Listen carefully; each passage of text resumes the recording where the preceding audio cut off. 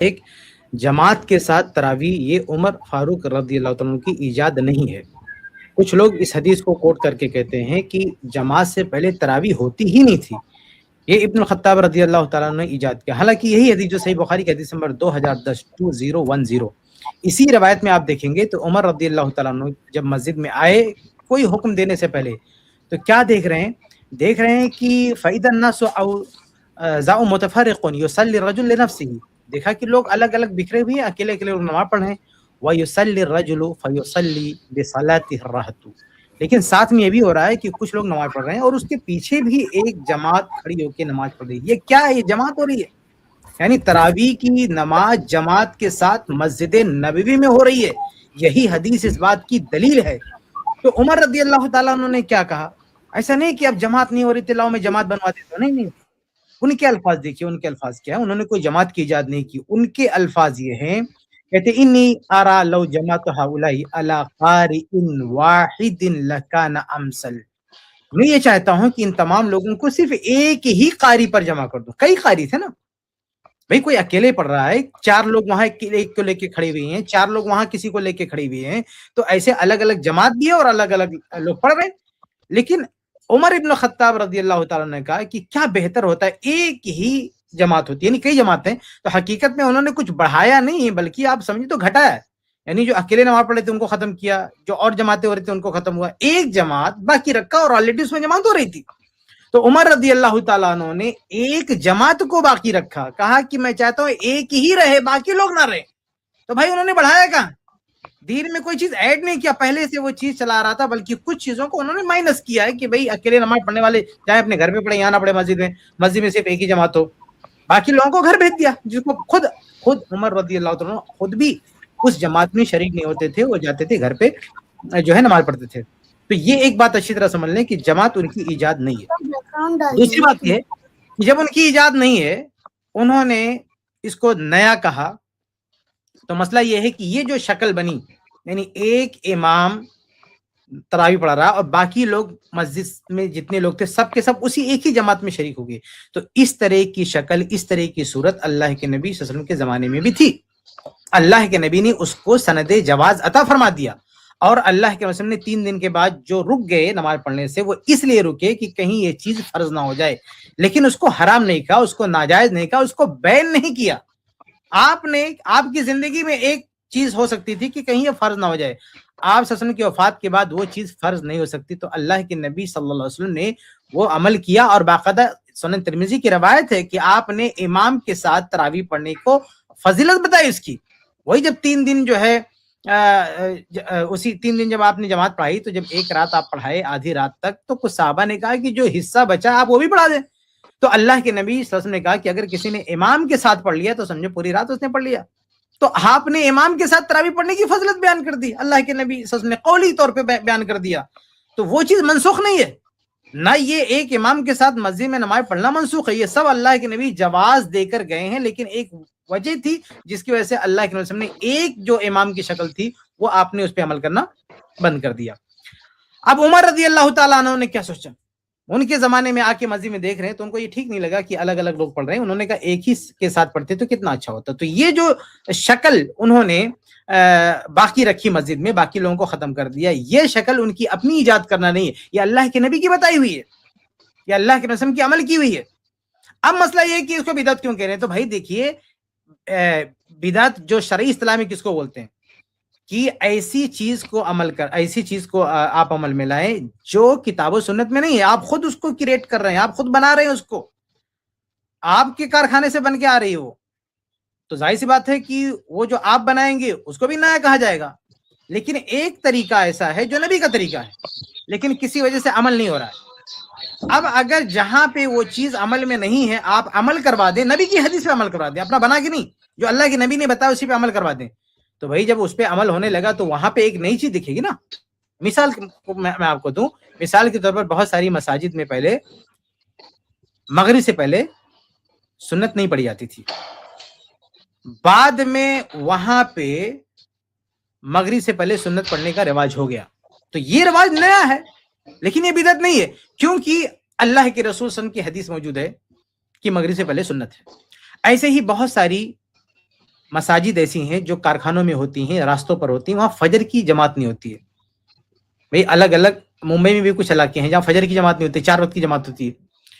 تو اگر وہاں پہ آبادی آ جائے یا کچھ لوگ وہاں رہنے لگیں وہاں پہ, اور ظاہر سی بات ہے رہنے لگیں گے تو فجر کی نماز بھی پڑھنے لگیں گے وہ لوگ. تو اب ایک مسجد جس میں فجر کی نماز نہیں ہو رہی, باقی 4 نماز ہو رہی ہے, راستے پر ہے, کارخانے میں, کمپنی میں, فجر میں کوئی نہیں رہتا, نماز نہیں ہوتی, 4 وقت کی نماز ہوتی ہے. اب وہاں پہ بھی کچھ لوگ رہنے لگے, بس جائے اور فجر کی نماز بھی چالو ہو جائے, تو ایک نئی چیز دیکھیے گی نا, یقیناً وہ نئی چیز ہے, پہلے نہیں تھی, ابھی نہیں ہے, لیکن یہ نئی کسی کی بنائی ہوئی نہیں ہے, یہ اللہ کے رسول صلی اللہ علیہ وسلم کی بتائی ہوئی ہے. تو اللہ کے رسول صلی اللہ علیہ وسلم کے زمانے میں جو چیز بتا دی گئی, جو چیز شریعت کا حصہ بن گئی, اس پر عمل اگر کسی وجہ سے رکا ہوا ہے اور بعد میں اس کو لا کے کہیں پہ عمل کر رہا ہے, تو عمل کے اعتبار سے, دیکھنے کے اعتبار سے تو نیا لگے گا, لیکن وجود کے اعتبار سے نیا نہیں. ان شارٹ اگر آپ کہنا چاہیں تو اصل بدعت وہ ہے جو وجود کے اعتبار سے بھی نہیں ہو اور عمل کے اعتبار سے بھی نہیں ہو. لیکن جو چیز صرف عمل کے اعتبار سے نہیں ہو, اپنی وجود کے اعتبار سے نہیں نہ ہو, اپنی مشروعیت کے اعتبار سے نہیں نہ ہو, اس کو آپ اصطلاحی بدعت نہیں بول سکتے, کیونکہ اس کا وجود عہد رسالت میں ہو چکا ہے, عمل ابھی ہو رہا ہے, اس پہ دوبارہ عمل ہو رہا ہے, تو بیچ میں اس شکل پہ عمل رکا ہوا تھا, تو اس کو کوئی بنا نہیں رہا ہے. یہ عمر ابن الخطاب رضی اللہ عنہ کی ایجاد نہیں ہے. بدعت کیا کہتے ہیں, جس نے بنایا ہو, تو عمر رضی اللہ عنہ خود نہیں بنایا ہے, اللہ کے رسول کی بتائی ہوئی بات ہے, اس پہ عمل کروایا ہے. تو اس کی ایجاد کرنے والے عمر فاروق نہیں, وہ عمل کروانے والے ہیں, ایجاد کروانے والے نہیں. تو اس کو جو عمر رضی اللہ عنہ نے بدعت کہا, وہ عمل کے اعتبار سے کہا ہے, شکل کے اعتبار سے کہا ہے, وجود کے اعتبار سے, مشروعیت کے اعتبار سے نہیں کہا. بلکہ میں آخری بات کہوں, عمر رضی اللہ تعالیٰ عنہ کا یہ فیصلہ بدعتیوں کے لیے زوردار ہتھوڑا ہے ان لوگوں کے لیے, کیونکہ عمر رضی اللہ تعالیٰ عنہ نے یہ فیصلہ لیا کہ ایک ہی امام کے ساتھ مسجد نبی میں جماعت تراویح ہوگی, جیسے عہد رسالت میں ہوئی تھی 3 دن. کیوں ہوگی؟ اس لیے کہ اب وہ اندیشہ نہیں رہ گیا جو عہد رسالت میں اللہ کے نبی صلی اللہ علیہ وسلم کو تھا. اللہ کے رسول صلی اللہ علیہ وسلم کو اندیشہ یہ تھا کہ کہیں ایسا نہ ہو کہ ہمارا ذوق عبادت دیکھ کر, ہمارا شوق تقویٰ دیکھ کر اللہ تعالیٰ یہ ہم پر اس امت پہ فرض قرار دے دے. لیکن جب اللہ کے نبی صلی اللہ علیہ وسلم اس دنیا سے چلے گئے, تو اب چونکہ دین بھی مکمل ہو چکا, ابھی فل اسٹاپ ہو گیا, اب دین میں کوئی نئی چیز نہیں آ سکتی ہے. تو عمر رضی اللہ تعالیٰ عنہ کا چونکہ یہ ایمان و عقیدہ تھا کہ اب چونکہ دین میں کوئی نئی چیز نہیں آ سکتی ہے, اس لیے ہم ایک امام کے ساتھ پڑھیں گے, کوئی خطرہ نہیں ہے, کوئی ٹینشن نہیں, کیونکہ یہ کرنے سے بھی اب یہ فرض ہونے والی نہیں ہے, کیونکہ دین میں کوئی نئی چیز کی گنجائش نہیں. تو حقیقت میں آپ غور کریں تو عمر رضی اللہ تعالیٰ عنہ کا یہ فیصلہ اس بات کا اعلان کرتا ہے کہ دین میں کسی نئی چیز کی, بدعت کی کوئی گنجائش نہیں ہے, بدعت کی کمر توڑ رہا ہے یہ واقعہ, کیونکہ اب چونکہ نئی چیز نہیں آ سکتی, اس لیے اب ہم جماعت کروا سکتے ہیں. تو یہ ایک اعتقاد عمر فاروق رضی اللہ عنہ کا, یہ ایمان کہ اب چونکہ نئی چیز نہیں آ سکتی. تو میرے بھائی جو لوگ اس حدیث سے اصرار کرتے ہیں کہ بدعتوں کا رواج دینا, ان سے جا کے کہو کہ اگر تمہیں عمر رضی اللہ تعالیٰ عنہ کی طرح سے کسی چیز کو بدعت کہنا ہے تو ایسا کرو, اپنی مسجدوں میں رفع دین کراؤ. نہیں کر رہے تھے, رفع دین کراؤ, رفع دین کرنے لگیں گے تو ایک نئی چیز ہوگی تمہاری مسجد میں, پھر کہو یہ بدعت ہے.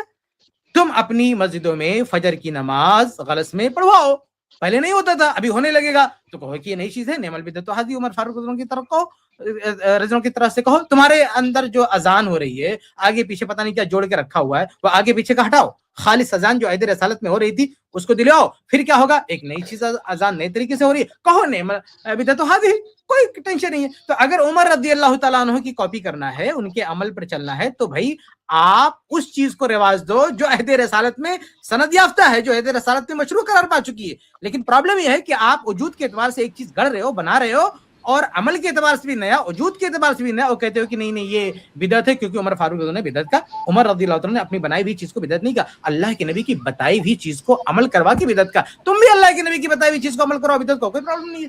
یہ مسئلہ ہے. یہ بہت اچھا پوائنٹ تھا, بالکل ایک نیو پوائنٹ تھا اور بہت اچھا پوائنٹ تھا, جزاک اللہ خیر عشیق. اور چلیے عبد المنان بھائی, آپ کا دوسرا سوال ابھی ہم نہیں لے سکتے, وقت کی قلت ہے. نیکسٹ گیسٹ کو لیتے ہیں, بہت معذرت. تراویح ایٹ ہوم, جی تراویح ایٹ ہوم, جی آپ کا کیا سوال ہے؟ جی شیخ السلام علیکم. وعلیکم السلام ورحمۃ اللہ. میرا کوشچن یہ تھا کہ رسول اچھا ایک منٹ رکیں, ایک منٹ. ہاں بھائی, ہم لوگ بہت دیر سے انتظار کر رہے ہیں کہ وہ بھائی جو کل ادھورا بات چھوڑ کے گئے تھے تو وہ آ جائیں, کمپلیٹ کر لیں اپنی بات. اگر میری بات سن رہے ہیں تو اور رکنے کی ضرورت نہیں ہے, پلیز آئیے, صرف آ کر بتائیے. तो मैं आपको बिलाल फौरन ले नाम लूंगा। था ना, बिलाल भाई। बिलाल नाम था। अच्छा एक मिनट रुकिए, मुझे एक अब्दुल बिलाल पता नहीं कोई दिख रहे हैं, ये सेम है कि नहीं जरा चेक कर लेते हैं। अब्दुल बिलाल आप सेम हैं या कोई अलग हैं? अस्सलाम वालेकुम warahmatullahi wabarakatuh। वालेकुम अस्सलाम रहमतुल्लाहि व बरकातुहू। आप अलग लग रहे हैं ना? मैं वही अलग नहीं हूँ। अलग है, हाँ जी जी, थोड़ी देर अब मैं इनके बाद लेता हूँ। भाई जो भी आप हो, अब्दुल बिलाल कोई नाम नहीं होता है, बिलाल अल्लाह ताला के नामों में से एक नाम नहीं है, ऐसे नाम मत रखिए अब्दुल बिलाल। अब्दुल्ला बिलाल कर लीजिए अपना नाम बोरा। अब्दुल जी। वाहिद बिलाल है मेरा। अच्छा, हाँ तो वही से लिखे, या तो अब्दुल वाहिद लिख दीजिए या तो बिलाल लिख लीजिए। अब्दुल हाँ, बिलाल ठीक लफ्ज नहीं। ठीक, बिल्कुल सही कहा शेख ने जी। ये हमारा जज्बा है कि हम सही चीज देखकर आपको मिस करें, ऐसा होना नहीं चाहिए, यही खैर खाई एक दूसरे के साथ। जी जी, तरावी एट होम, बताइए क्या सवाल है आपका? शेख मेरा क्वेश्चन ये है कि रसूलुल्लाह सल्लल्लाहु अलैहि वसल्लम की हदीस है कि मर्द के लिए फ़र्ज नमाज के बाद सबसे बेहतर नमाज उसके घर पे है, और जी। तरावी एक सुन्नत नमाज है, एक सुन्नत एक्ट है, तो हम अहलुल हदीस उस पर इतना एम्फेसाइज क्यों करते हैं कि हम उसको मस्जिद में पढ़ें, जबकि वो एक सुन्नत नमाज है? हमें एम्फेसाइज करना चाहिए कि हम उसको घर पे पढ़ें, क्योंकि यही ठीक, चीज़ आपका रसूलुल्लाह सल्लल्लाहु अलैहि वसल्लम भी हदीस में कह रहे हैं। ठीक है, आपका सवाल आ गया यहाँ पर। जी जी शेख। क्या भाई साहब का सवाल है कि मस्जिद में पढ़ने पे जोर क्यों हो रहा है, या हाँ, ये मैं समझ जो नहीं मस्जिद- पाया। मतलब अहलुल हदीस भी इस चीज़ पे जोर देते हैं ना कि तरावी को अगर हम मस्जिद में पढ़ेंगे तो वो एक सवाब वाला एक्ट है, जबकि रसूलुल्लाह कह रहे इसलिए हैं कि ये कि अल्लाह के नबी ने उसकी इजाफी फजीलत बताई है। सुनन तिरमिज़ी की जो रिवायत है ना, जिसमें अल्लाह के नबी ने 3 दिन तरावी पढ़ाई थी। हम ये नहीं कहते भाई आप अकेले नहीं पढ़ सकते, पढ़ सकते हैं, इसका किसी ने इनकार नहीं किया, घर में पढ़ सकते हैं, लेकिन मस्जिद में इमाम के साथ आके पढ़ते हैं तो अल्लाह के नबी ने उसकी इजाफी फजीलत बताई है, ज्यादा सवाब बताया है, तो उसमें सवाब ज्यादा है, इमाम के साथ क़याम करने में सवाब ज्यादा है, इसलिए हम उसको ज्यादा बेहतर समझते हैं कि मस्जिद में आके इमाम के साथ पढ़ा जाए। ये अल्लाह के नबी की हदीस की बुनियाद पर कहते हैं, क्योंकि अल्लाह के ने सुनन तिरमिज़ी वाली हदीस में बाकायदा कहा है कि इन्नहु मन क़ाम मअल इमाम, जो इमाम के साथ अगर क़याम कर ले तो अगर रात के कुछ ही हिस्से में क़याम किया है तो भी बकिया पूरी रात का सवाब उसको मिल जाता है। ये बहुत बड़ी फजीलत की बात है जी। और नबी सल्लल्लाहु अलैहि वसल्लम का खुद का अमल भी है, नबी सल्लल्लाहु अलैहि वसल्लम का 3 दिन का अमल था, और अगर कोई मजबूरी नहीं रही होती तो अल्लाह के रसूल सल्लल्लाहु अलैहि वसल्लम उस चीज को, अमल को जारी भी रखे होते, और सहाबा ने भी उस अमल को जिंदा किया, उस सुन्नत को जिंदा किया और उस पर अमल किया। और हम प्रैक्टिकल तौर पर भी देख सकते हैं, बहुत से लोगों के लिए आसानी होती है, बहुत से लोग सब साथ में पढ़ते हैं तो साथ में हो जाती है, और अगर अकेले पढ़ने का हो तो नहीं पढ़ पाएंगे। जैसे लॉकडाउन के अंदर लोगों का हाल होता था कि लोग चाहते थे कि अगर एक कोई काश तरीका हो जिससे हम साथ में बैठकर साथ में नमाज हो जाए, तो दिक्कतें होती थी, और हर कोई नहीं कर पाएगा। हाँ, कोई सेल्फ मोटिवेटेड होगा जो रात में क़यामुल लैल करेगा तो अच्छा है, वो ऐसे भी कर सकता है, उसको कोई हर्ज नहीं। जैसे उमर रज़ियल्लाहु अन्हु की खुद की मिसाल है कि उमर रज़ियल्लाहु अन्हु उस जमात में शामिल खुद नहीं थे, और उनके बारे में यही मिलता है कि वो बाद में पढ़ते अपनी तरावी। तो हमें ये मिलता है, ये चंद चीजें हैं, और प्रैक्टिकल तौर पे हमें एक वसी नजरिया इसमें रखना चाहिए। जी शेख। जी, आपने अच्छी वजाहत की। इस सुन्नत रसूल सल्लल्लाहु अलैहि वसल्लम यही है, मस्जिद में पढ़ना। और फिर एक चीज और कि अल्लाह के रसूल को पसंद भी यही चीज थी।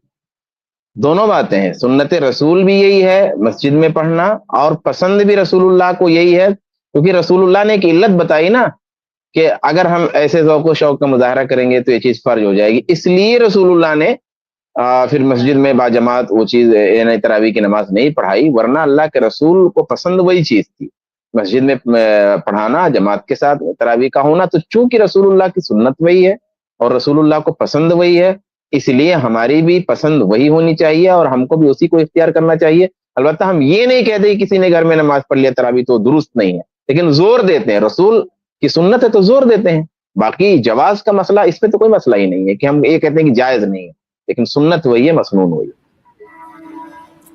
जी जज़ाकल्लाह खैर। क्या आपको सवाल का जवाब मिल गया? अच्छा, एक बात और मैं ये कहना चाहूंगा ना कि अगर इस पर जोर दिया जाने लगे ना कि लोग घरों में ही तरावी पढ़ लें, तो इसका सबसे पहला नुकसान तो ये होगा कि मस्जिदों में तरावी मुअत्तल हो जाएगी। جو کہ صحیح نہیں ہے. اس پر اہل علم کا اجماع ہے کہ مسجدوں میں تراویح ہونی چاہیے. مطلب کوئی پڑھ رہا ہے کہ نہیں پڑھ رہا ہے، اس سے پہلے یہ دیکھنا چاہیے کہ ان مسئلوں پر اہل علم کا اجماع ہے. تو اس پر تو اہل علم کا اجماع ہے کہ مسجدوں میں معطل نہیں ہوگی تراویح کی، ہو ہی نہیں رہی مسجدوں میں، جیسا کہ کورونا وغیرہ کے دور میں ہوا. اسی طرح سے اس پر بھی اہل علم کا اجماع ہے کہ جس آدمی کے لیے یہ ممکن نہیں ہو کہ وہ گھر پر اسی نشاط کے ساتھ لمبا قیام کر سکے، اس کے لیے افضل یہی ہے کہ وہ مسجد میں آئے. اس پر بھی اجماع ہے. جیسے ایک آدمی اگر گھر میں پڑھ رہا ہے تو ممکن نہیں کہ وہ 1 گھنٹہ 1.5 گھنٹہ تراویح پڑھے، بلکہ ممکن ہے کہ وہ چھوٹی چھوٹی صورتیں پڑھ کے ختم کر دے. مسجد میں آئے گا تو لمبا قیام کرے گا. گھر میں ممکن ہے کہ وہ سوچے کہ میں پڑھتا ہوں اور اس سے چھوٹ جائے. مسجد میں آ جائے گا تو وہ متحقق ہے کہ وہ پڑھ لے گا. تو جس آدمی کے لیے یہ بات متحقق نہ ہو کہ وہ گھر پہ پڑھ پائے گا کہ نہیں پڑھ پائے گا، اس کے لیے بھی اہل علم نے بالاتفاق لکھا ہے، بغیر اختلاف کے، کہ وہ مسجد میں آئے تراویح پڑھنے کے لیے. البتہ یہ جو مسئلہ ہے نا کہ ایک آدمی کے بارے میں اس بات کی امید ہے کہ اگر وہ گھر پہ بھی پڑھے گا تو پورے نشاط کے ساتھ لمبے قیام کے ساتھ تراویح پڑھ سکتا ہے، اس کے بارے میں اہل علم کا اختلاف ہے کہ اس کے لیے مسجد میں پڑھنا زیادہ افضل ہے یا گھر میں پڑھنا زیادہ افضل ہے. اور اس میں جمہور کی رائے یہی ہے کہ اس کے لیے مسجد میں ہی پڑھنا افضل ہے. اور اس کی دلیل جیسے کہ مشائخ نے دی کہ رسول اللہ صلی اللہ علیہ وسلم سے زیادہ فضیلت کا متمنی کون تھا؟ اگر اللہ کے نبی صلی اللہ علیہ وسلم کے نزدیک معاملہ یہ ہوتا کہ تراویح کی نماز گھر میں افضل ہے تو رسول اللہ گھر میں پڑھنے کا حکم دیتے، پر رسول اللہ نے یہ کہا کہ بھائی اللہ تعالیٰ فرض کر دے گا، اس وجہ سے میں نہیں پڑھا رہا ہوں. اور پھر صحابہ کرام سے زیادہ حریص بھی کوئی نہیں تھا، لیکن صحابہ کرام حضرت عمر کے ایک امام پر جمع کرنے سے پہلے بھی مسجد میں آ کر کے جماعت سے تراویح پڑھتے تھے. اور پھر اس کے بعد جب حضرت عمر نے جمع کر دیا تو پھر تو بڑی تعداد صحابہ کرام کی مسجد ہی میں پڑھتی تھی، حالانکہ وہ ہم سے زیادہ حریص بھی تھے، ہم سے زیادہ پھرت بھی تھے عبادتوں کے معاملے میں. وہ تو عام دنوں میں بھی قیام اللیل کرتے تھے، پھر بھی انہوں نے مسجد میں آ کر پڑھنے کو ترجیح دی. اور اس کی ایک وجہ یہ بھی تھی کہ جماعت سے نماز پڑھنے کا جو رسول اللہ نے ثواب بتایا ہے. تو ان سب دلائل کی وجہ سے زیادہ راجح بات یہی لگتی ہے کہ جس آدمی کو مسجد گھر میں لمبا قیام اور پھرتی کے ساتھ نماز پڑھنا ممکن بھی ہو، اس کے لیے بھی بہتر ہے کہ وہ مسجد میں آ کر کے پڑھے.